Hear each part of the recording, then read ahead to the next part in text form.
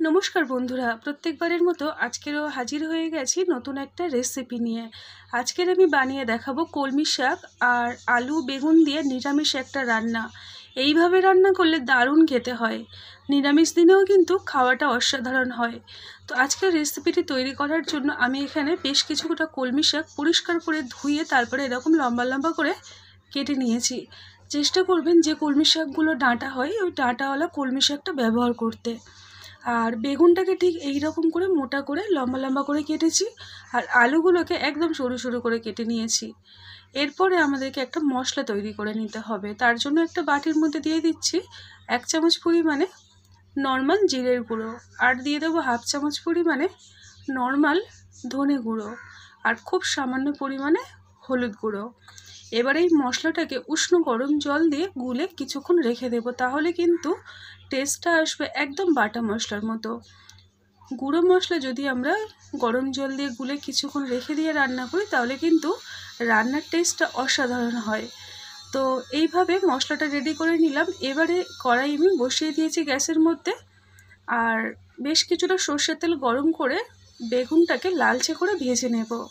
আরেকটা কথা বন্ধুরা, আমি এখানে গুঁড়ো মশলা ব্যবহার করলাম। আপনারা চাইলে কিন্তু গোটা মশলা জিরে ধনে সেটাকে কিন্তু মিহি করে বেটেও রান্না করতে পারেন, তাহলে কিন্তু টেস্টটা আরও বেশি আসবে ভালো। এবারে জোরে আঁচে রেখে বেগুনটাকে লালচে করে ভেজে নেব। খুব সামান্য পরিমাণে লবণ আর হলুদ দিয়ে বেগুনটাকে ভাজবো, তাহলে কি হবে, ভাজার সময় লবণটা দিয়ে দিলে খুব সুন্দরভাবে ভিতরে লবণটা যাবে আর খেতে কিন্তু খুব ভালো লাগবে। আর হলুদটা এই কারণে দিলাম, কালারটা বেশ ভালো আসবে সেই জন্যই। এবারে গ্যাসের আঁচটা একদম জোরে রেখে 3 থেকে 4 মিনিট নাড়াচাড়া করলে বেগুনটাকে ঠিক এই রকম লালচে করে ভাজা হয়ে যাবে। তো বেশ কিছুক্ষণ পরে আমি ফিরে এলাম, আর বেগুনটা আর একটু উল্টে পাল্টে দুটো সাইড লালচে করে ভেজে নিচ্ছি। অবশ্যই করে জোরে আঁচে দিয়ে ভাজবেন, কম আঁচে দিয়ে ভাজলে কিন্তু বেগুনগুলো একদম গলে যাবে আর খেতে কিন্তু ভালো লাগবে না। তো সমস্ত বেগুনগুলোকে এইরকমভাবে উল্টে পাল্টে ভেজে নিচ্ছি। আর রেসিপিটি এতটা সুন্দর খেতে হয় যে একবার কিন্তু এরকম করে বানালে মনে হবে যে বারে বারে এইরকম নিরামিষ রান্না তৈরি করি।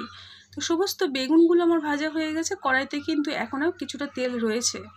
তো ওই তেলের মধ্যে আরও কিছুটা আমি সর্ষের তেল অ্যাড করলাম। আজকে রান্নাটা সর্ষের তেলেই বানিয়ে দেখাবো। খুব সামান্য পরিমাণে 5 ফোড়ন দিয়ে দিলাম, মানে সামান্য বলতে 1/2 চামচ পরিমাণে, আর দিয়ে দিলাম কাঁচা লঙ্কা মাঝখান থেকে চিড়ে নিয়েছিলাম। তো তারপরে আমি দিয়ে দিচ্ছি আলুগুলো, যে আলুটা আগের থেকে কেটে নিয়েছিলাম। এখানে আমি দুটো আলু এইরকম লম্বা লম্বা করে, আলু ভাজার মতো অতটা মানে পাতলা নয় কিন্তু একটু মোটা মোটা থাকবে, তো এইভাবে আলুটাকে ব্যবহার করেছি, তাহলে কিন্তু রান্নাটা খুব সুন্দর মাখা মাখা হয়। আলুটাকে ভালো করে নাড়িয়ে চাড়িয়ে ঢাকনা দিয়ে রাখবো বেশ কিছুক্ষণ কম আছে। 3 থেকে 4 মিনিট একদম কম আছে ঢাকনা দিয়ে রেখেছিলাম, যাতে করে আলুটা ভালোভাবে নরম হয়ে যায়। ঢাকনাটা খুলে আবারও ভালো করে নাড়িয়ে চাড়িয়ে দিচ্ছি, যাতে করে আলুটা ভাজাও হয় ভালোভাবে। তো এই সময় গ্যাসের আঁচটা আমি কমিয়েই রেখেছি। এখন আমি আগের থেকে যে মশলাটা গুলে রেখেছিলাম ওর মধ্যে একটু জল অ্যাড করে সেই মশলাগুলো জলটা দিয়ে দিলাম আলুর মধ্যে। এখন গ্যাসের আঁচটা মিডিয়ামে করে দিয়েছি, দিয়ে আলুটাকে একটু কষাবো। এই সময় আমি দিয়ে দেবো 1 চামচ পরিমাণে চিনি, যেহেতু নিরামিষ রান্না তাই একটু চিনি ব্যবহার করলাম। এবারে চিনিটাকে দিয়ে আলুর সাথে আরও খুব ভালো করে নাড়িয়ে চাড়িয়ে নিচ্ছি, যাতে করে কষানোটা ভালো হয়। এবারে আমি এটাকে বেশ কিছুক্ষণ ঢাকনা দিয়ে রাখবো, 3 থেকে 4 মিনিট একদম কম আছে, তাহলে আলুটাও কিন্তু খুব ভালো সিদ্ধ হবে আর মশলাটাও কষানো হবে।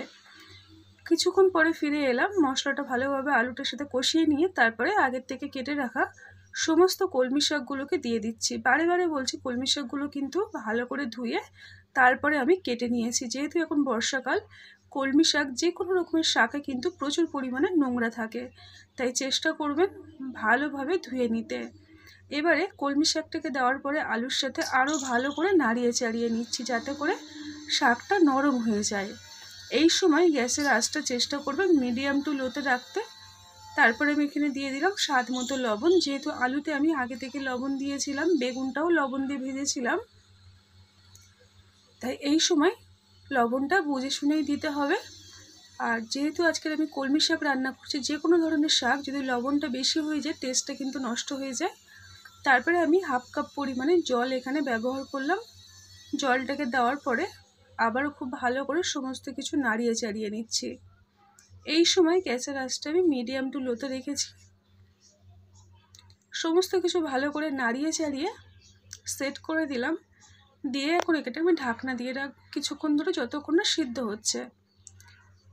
বেশ 3 থেকে 4 মিনিট একদম কম আঁচে ঢাকনা দিয়ে রেখেছিলাম। ঢাকনাটা খুলে অনেকটাই জল বেরিয়েছে, যেহেতু শাক রান্না করছি জল তো এমনি বেরোবে, তো অনেকটাই জল বেরিয়েছে। এটাকে কিন্তু একদম আলুটা সিদ্ধ হয়ে গেছে খুব ভালোভাবে, আরেকটু সিদ্ধ করার প্রয়োজন আছে। তো সেই কারণে আমি এখানে এই সময় বেগুনগুলো দিয়ে দিলাম। আগের থেকে যে বেগুনটা ভেজে রেখেছিলাম সমস্ত বেগুন দিয়ে আর শাক এবং আলুর সাথে ভালো করে মিক্সড করে দিচ্ছি। আলুটা আরেকটু নরম হওয়ার আছে, তো জলও কিছুটা রয়েছে, জলটা একদম শুকিয়ে যাবে। এখন আমি ঢাকনা দিয়ে রাখবো একদম কম আছে, যতক্ষণ না আলু এবং সমস্ত কিছু খুব ভালোভাবে সিদ্ধ হয়ে যাচ্ছে। মাঝখানে একবার আমি ঢাকনাটা খুলে নাড়িয়ে চাড়িয়ে দিয়েছিলাম, আর আলুটা কিন্তু এখন খুব সুন্দরভাবে সিদ্ধ হয়ে গেছে। আলুগুলোকে কয়েকটা আলু এইরকমভাবে একটু ঘেঁটে দিলে রান্নাটা কিন্তু খুব সুন্দর মাখা মাখা হয়।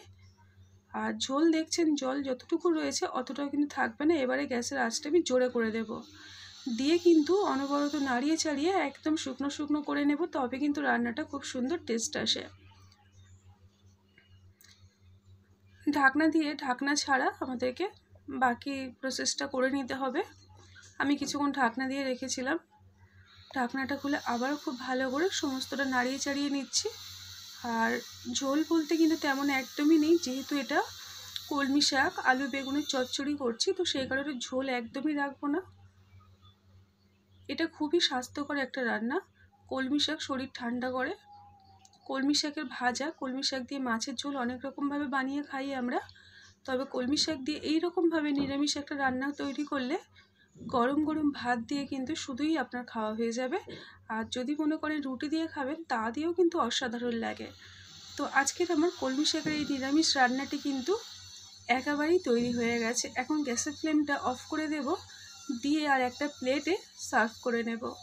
তো বন্ধুরা, এই ছিল আজকের নিরামিষ কলমি শাক রান্না।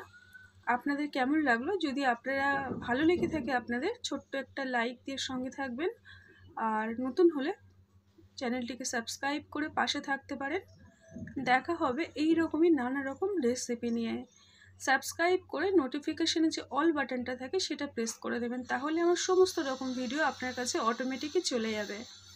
তো দেখতে যতটা সুন্দর লাগছে, খেতে কিন্তু সত্যি কথা বলতে অসাধারণ হয়। নিরামিষ রেসিপি বলে এই নয় যে আপনার ভালো লাগবে না, তবে এই রকম পদ্ধতিতে রান্না করলে অবশ্যই করে ভালো লাগবে। দেখা হচ্ছে নতুন একটা রেসিপি নিয়ে। টাটা।